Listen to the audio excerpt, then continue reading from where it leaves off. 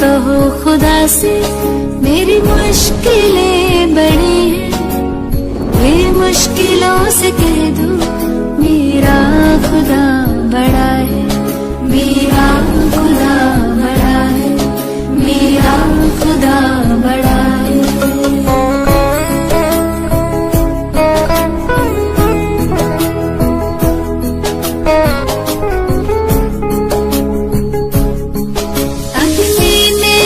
के सोना है और भी निखरता, अग्नि में तप के सोना है और भी निखरता, दुर्गम को पार करके हिमालय कोई चढ़ाए, लाएगी रंग मेहनत आखिर तुम्हारी एक दिन, लाएगी रंग मेहनत आखिर तुम्हारी एक दिन, होगा विशाल करवल वो बीज जो पड़ा है।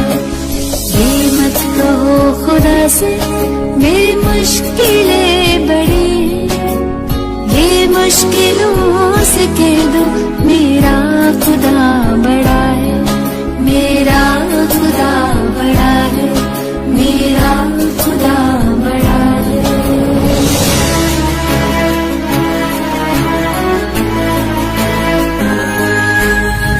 सर्व शक्तियों से जब साथ है हमारे, वो सर्व शक्तियों से जब साथ है हमारे, हर काम उसके रहते हर दिस हुआ पड़ा है, कभी हारना ना हिम्मत का कदम बढ़ाओ, कभी हारना ना हिम्मत का कदम बढ़ाओ, हजारों कदम बढ़ाने वो सामने खड़ा है।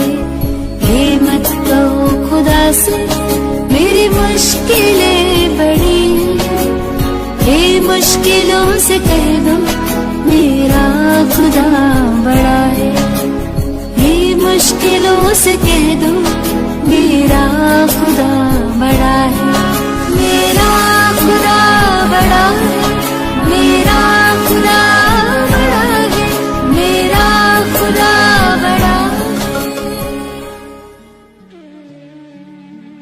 बंदी छोड़ सतगुरु रामपाल जी महाराज जी की जय हो।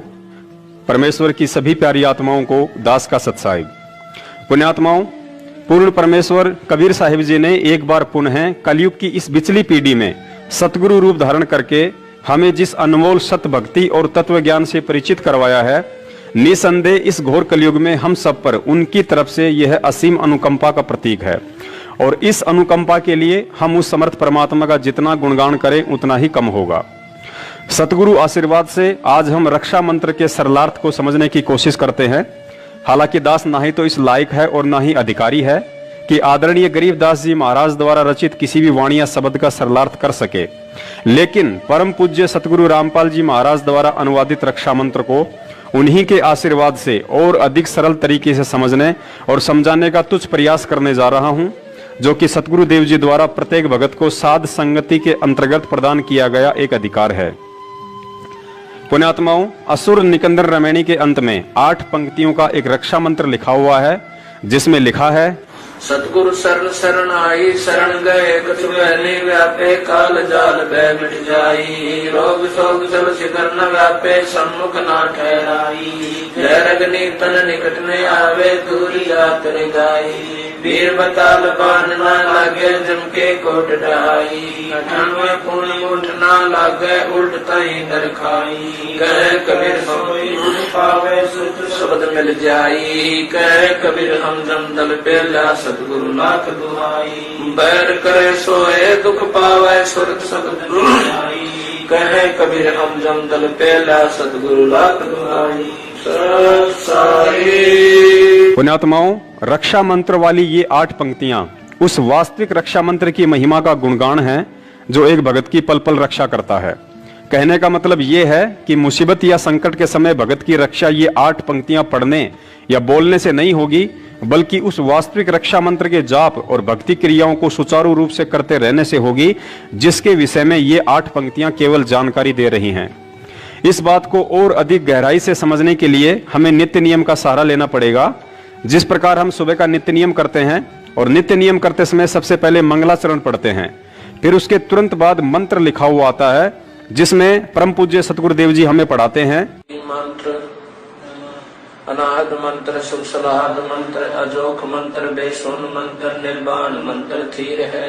आदि मंत्र, युगादि मंत्र, भंगी मंत्र, सदा सत्संगी मंत्र, लौलीन मंत्र गैर गंभीर है। सोहम सुभान मंत्र, अगम अनुराग मंत्र, निर्भय अडोल मंत्र, निर्गुण निर्बंध मंत्र, निश्चल मंत्र नहीं है। गैबी गुलजार मंत्र, निर्भय निर्धार मंत्र, सुमृत सुकृत मंत्र, अगमी अबंज मंत्र, अगली मंत्र पदलम फराक मंत्र, बिन स्नाम लाभ मंत्र, जन्मल जहूर मंत्र, सर्वम भरपूर मंत्र, सैलान मंत्र, रंकार गरक मंत्र, तेज पुंज बरक मंत्र, अदली अबंध मंत्र, अजपा निसंत मंत्र, अवगत नाद मंत्र, दिल में दीदार वाणी विनोद मंत्र, आनंद शोध मंत्र, खुर्सी करार मंत्र, अनभय उचार मंत्र, उन्मुल मंत्र, पदल साहिब सतराम मंत्र, सायनी काम मंत्र, पारक प्रकाश मंत्र, हीरंबर उल्लास मंत्र, मोले मलार मंत्र, परक बीज साहिब सतराम मंत्र, सायनी काम मंत्र, पारक प्रकाश मंत्र, हीरंबर उल्लास मंत्र, मोले मलार मंत्र, परक बीज। पुण्यात्माओं, अब कोई अनजान व्यक्ति नित्य नियम को पढ़कर कहे कि ये इतने सारे मंत्र वही हैं जो संत रामपाल जी महाराज अपने भक्तों को जाप करने के लिए देते हैं, लेकिन वास्तविकता तो आप और हम ही जान सकते हैं कि ये वो अनमोल मंत्र नहीं हैं जो पूज्य गुरुदेव हमें प्रदान करते हैं, बल्कि यहाँ नित्य नियम वाले ये मंत्र तो उन वास्तविक सत भक्ति मंत्रों की महिमा और महत्वता का कलम तोड़ बखान कर रहे हैं जो हमें गुरुजी नाम दीक्षा के समय देते हैं। यहाँ सिर्फ आदरणीय गरीबदास जी महाराज जी ने हम तुच्छ बुद्धि जीवों को समझाने की कोशिश की है कि हे पुण्यात्माओं, तुम्हें सतगुरुदेव द्वारा जो प्रथम मंत्र और सतनाम दिया जाता है, तुम इन मंत्रों को ऐसे ही मत जानना। ये वो अनमोल मंत्र हैं जो युगों युगांतर बाद कुछ ही सौभाग्यशाली आत्माओं को प्राप्त होते हैं। और फिर हमें ये विश्वास दिलाने के लिए कि यह सप्त गायत्री मंत्र और सतनाम कितना अनमोल है, कुछ इस तरह बताया। अनाहद मंत्र अर्थात नाम दीक्षा के वक्त सतगुरु हमें जो मंत्र देते हैं उसकी कोई अनाहद यानी सीमा नहीं है, चाहे कितना ही जाप क्यों ना करो। सुख सलाहद मंत्र अर्थात यह अनमोल मंत्र सदैव सुख प्रदान करने वाला है। अजोख मंत्र अर्थात यह अनमोल मंत्र इस सृष्टि में अद्वितीय है, इसके समान दूसरा अन्य कोई मंत्र नहीं है जो शरीर कमलों में विराजमान 5 प्रधान देवताओं ब्रह्मा विष्णु महेश गणेश और दुर्गा जी का ऋण उतारने में सक्षम हो। बेसुन मंत्र अर्थात जिस मंत्र को आपने आज से पहले कभी किसी से नहीं सुना हो, यह बिल्कुल नूतन यानी नया मंत्र है।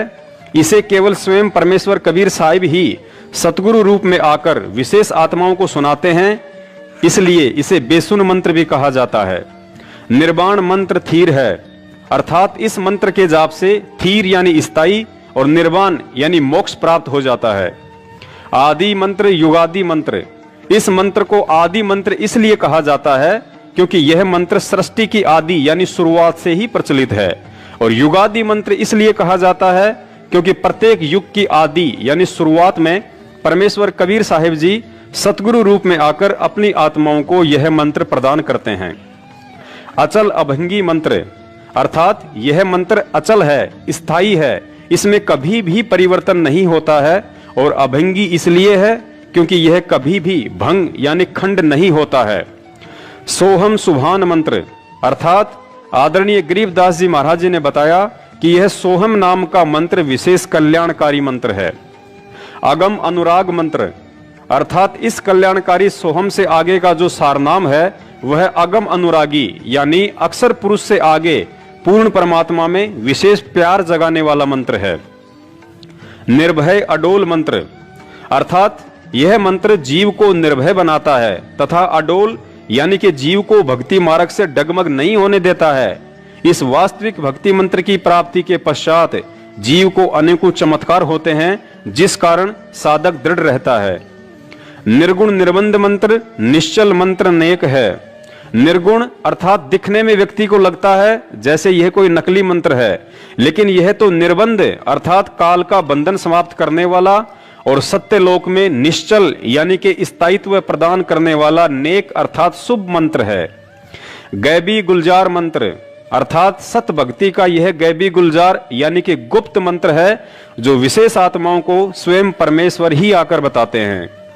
निर्भय निराधार मंत्र, निराधार अर्थात जिस साधक का सब कुछ लूट चुका हो, जिसका कोई आधार यानी सहारा ना बचा हो, उस साधक को यह मंत्र हिम्मत, हौसला और लाभ देकर निर्भय बनाता है। सुमृत सुकृत मंत्र अर्थात जो इस नाम का सुमरन करते हैं उनके सभी कार्य सिद्ध होते हैं। अग्नि अबंध मंत्र अर्थात जो इस मंत्र का जाप करते हैं वे अग्नि अर्थात गम रहित होकर मुक्त हो जाते हैं। अदली मंत्र अलेख है। अदली अर्थात यह न्यायकारी मंत्र है जो पूर्ण परमेश्वर द्वारा न्याय करके अर्थात दूध और पानी को छानकर यानी निर्णय करके दिया गया मंत्र है। और अलेख का मतलब है कि यह मंत्र चारों वेदों में ना होकर केवल परमेश्वर के तत्व ज्ञान में ही है। अतः प्रचलित चारों वेदों में कहीं भी इसका लेख ना होने के कारण इसे अलेख मंत्र भी कहा गया है। फजलम फराक मंत्र अर्थात पूर्ण परमात्मा कबीर साहिब जी द्वारा दिया गया यह मंत्र साधक को परमात्मा के फजल अर्थात रहम के काबिल बनाता है।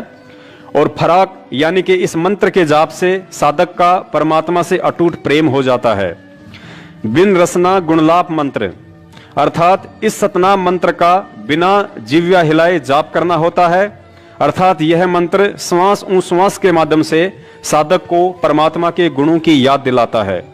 झिलमिल जहूर मंत्र अर्थात यह मंत्र साधक को परमात्मा का वह झिलमिल करता हुआ प्रकाश में लोक प्राप्त करवाता है जिसमें झिलमिल झिलमिल रोशनी का जहूर अर्थात नजारा है। सर्वंग भरपूर मंत्र अर्थात यह मंत्र उस सर्वंग परमात्मा की याद दिलाता है जिसकी शक्ति सृष्टि के कण कण में व्याप्त है।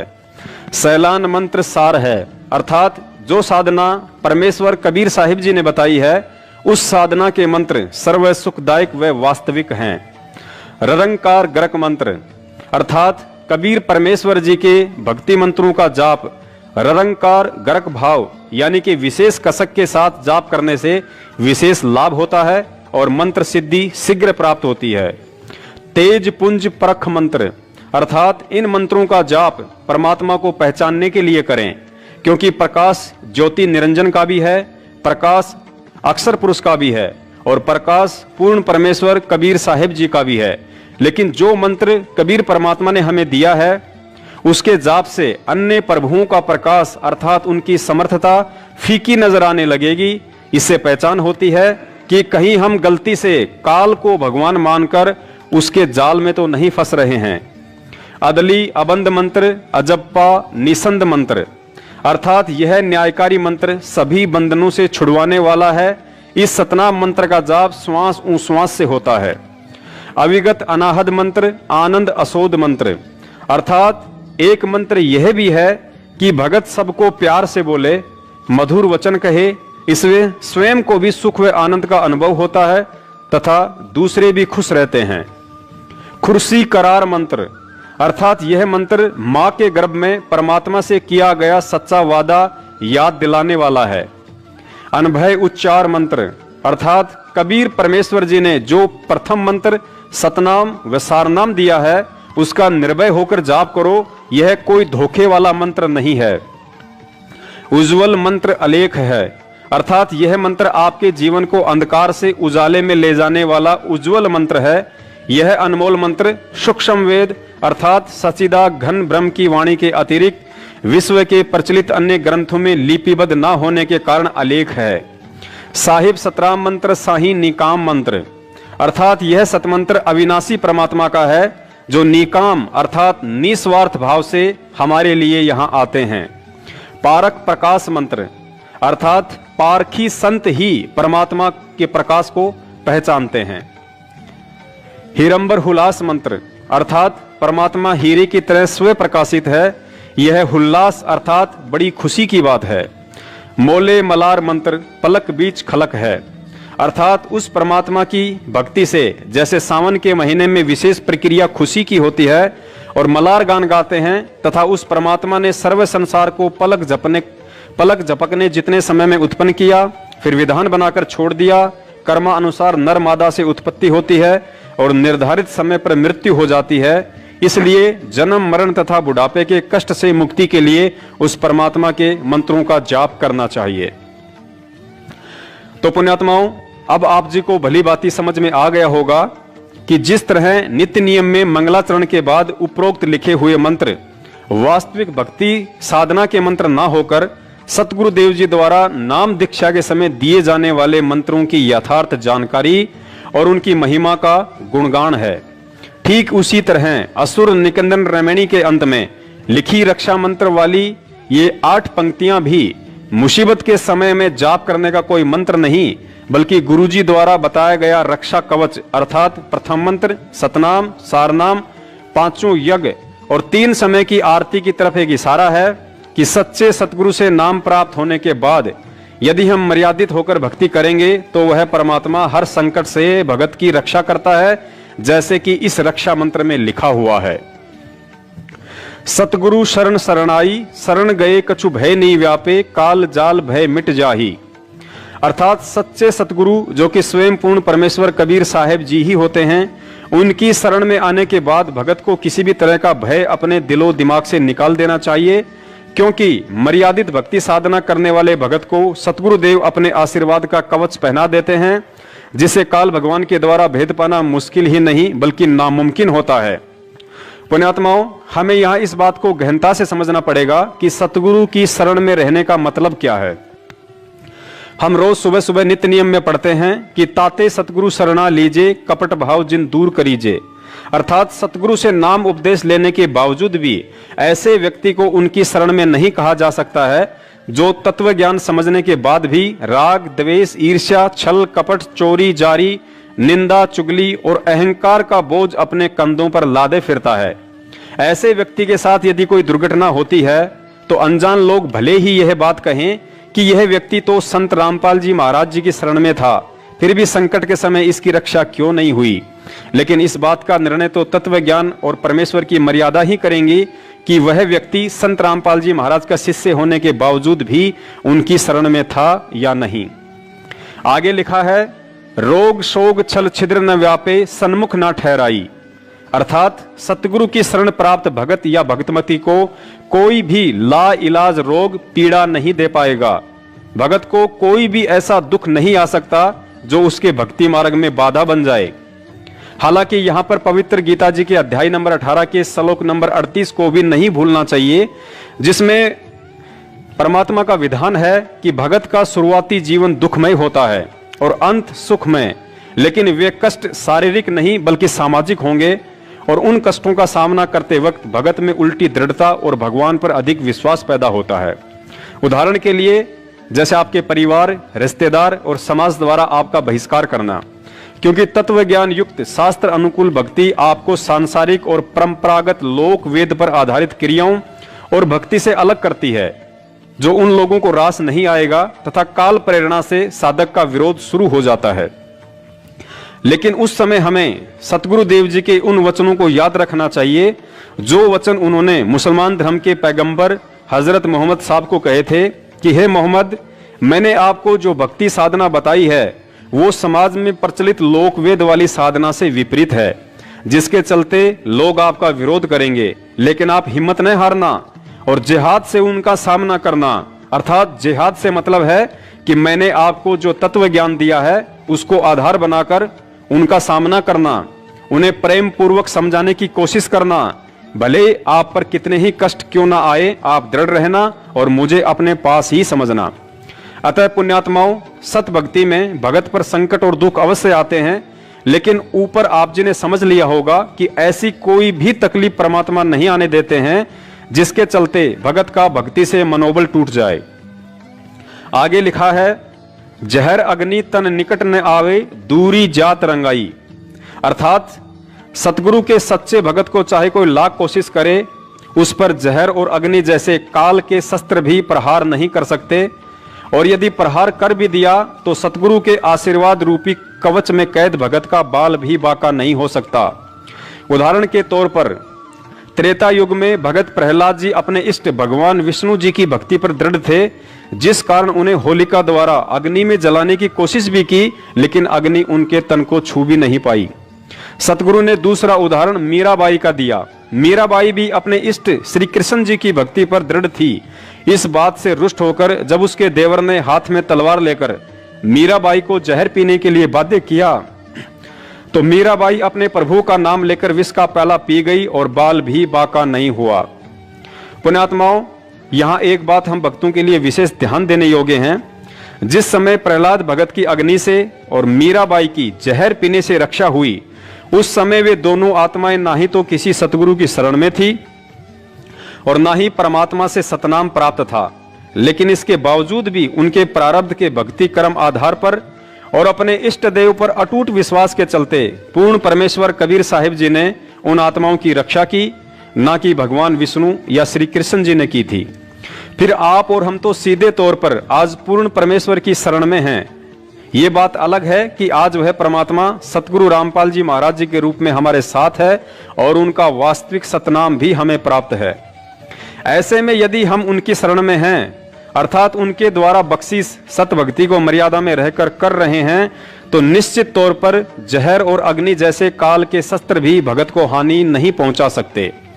और इसी विश्वास के आधार पर दास ने 16 मार्च 2020 को कोरोना वायरस को लेकर जो वीडियो बनाया था और मोदी जी से अपील की थी कि अगर मुझे 1000 कोरोना वायरस से संक्रमित लोगों के बीच भी रखा जाए तो वह परमात्मा कोरोना से मुझे किसी भी तरह की हानि नहीं होने देगा, क्योंकि कोरोना संक्रमण एक रोग है जिसके विषय में रक्षा मंत्र में स्पष्ट लिखा गया है कि रोग शोग छल छिद्र न व्यापे सन्मुख न ठहराई।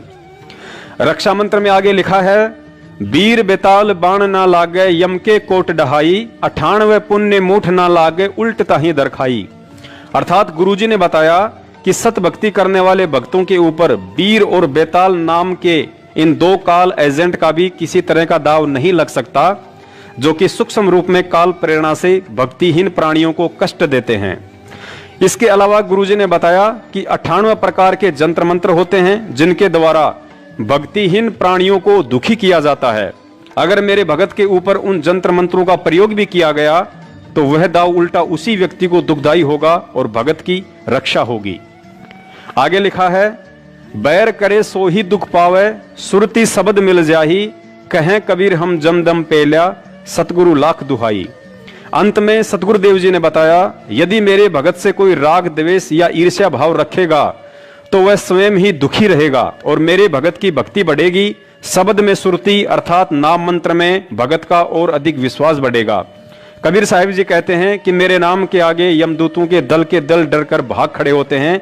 इस बात को मैं सतगुरु की दुहाई देकर कहता हूं। और पुण्यात्माओं, इसके अलावा वैसे भी सतगुरुदेव जी ने हमें समझाया कि मुसीबत के समय आपने यदि प्रथम मंत्र मिला हुआ है तो उसका जाप, सतनाम मिला हुआ है तो सतनाम का, और सारनाम मिला हुआ है तो उसी का जाप करना है, ना कि अन्य कोई तरीका अपनाना है। अतः स्पष्ट है कि असुर निकंदन रमेणी वाला रक्षा मंत्र किसी मुसीबत के समय जाप करने का नहीं है और ना ही वास्तविक मंत्रों को छोड़कर उसे पढ़ने से भगत की रक्षा हो पाएगी। तो पुण्यात्माओं, परम पूज्य सतगुरु रामपाल जी महाराज जी के आशीर्वाद से आज हमने बहुत ही सरल तरीके से रक्षा मंत्र तथा नाम दीक्षा मंत्रों की महिमा और महत्वता के विषय में विशेष जानकारी हासिल की। किसी भी तरह की शाब्दिक या आर्थिक त्रुटि के लिए दास सतगुरुदेव जी से क्षमा प्रार्थी है। दास का अगला वीडियो आगामी 8 सितंबर 2020 को आने वाले सतगुरु प्रगट दिवस को लेकर होगा। पुण्यात्माओं, दास अपने सतगुरुदेव जी के अलावा इस सृष्टि में अन्य किसी भी शक्ति या व्यक्ति से नहीं डरता है, क्योंकि मेरे ऊपर उनके आशीर्वाद और तत्व ज्ञान की विशेष दया है। दया आप सब पर भी है, लेकिन भक्ति में सारा दारमदार विश्वास पर टिका होता है। इसलिए दास ना ही तो किसी सतलोक आश्रम मैनेजमेंट के उन व्यक्तियों से भय मानता है जो 5 साल से संगत से गुरुजी के आदेश की आड़ में उल्टे राजनीति जैसे कर्म करवा रहे हैं, और ना ही गुरुजी के भाई बंधु और रिश्तेदारों से जिन्होंने पिछले 5 साल से मुझ दास को जान से मरवाने के लिए 3 बार हथियारों के साथ कातिलाना हमला भी करवाया। लेकिन दास को ना ही तो मौत का भय है और ना ही जीने की खुशी, और यही वजह है कि सतगुरु को अपना शीश सौंप देने के कारण ही वे पल पल दास के साथ साईं की तरह रहते हैं। आप इन वीडियो को देखें या ना देखें, इन्हें आगे शेयर करें या ना करें, लेकिन दास तत्व ज्ञान आधार से अपना शिष्य धर्म निभाता आ रहा है और निभाता रहेगा। सत साहिब बंदी छोड़ सतगुरु रामपाल जी महाराज की जय हो।